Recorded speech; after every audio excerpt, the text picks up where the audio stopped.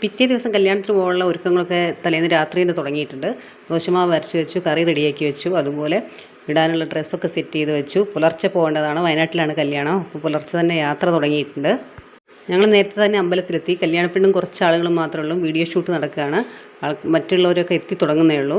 അപ്പോൾ ഞങ്ങൾ മൊത്തം ഒന്ന് നടന്ന് കണ്ടു, അമ്പലം ഒന്ന് കണ്ടു. താലികെട്ട് കഴിഞ്ഞിട്ട് ഇനി ഭക്ഷണത്തിനായിട്ട് അടുത്തുള്ള കമ്മ്യൂണിറ്റി ഹാളിലേക്ക് പോകണം. അപ്പം ഫംഗ്ഷൻ കഴിഞ്ഞ് കമ്മ്യൂണിറ്റി ഹാളിൽ എത്തിയിട്ടുണ്ട്. ഇവിടെ വെച്ചാണ് ഭക്ഷണം കഴിഞ്ഞതിന് ശേഷം തൊട്ടടുത്തുള്ള കാരാപ്പുഴ ഡാം കാണാൻ പോകാനുള്ള പരിപാടിയാണ്.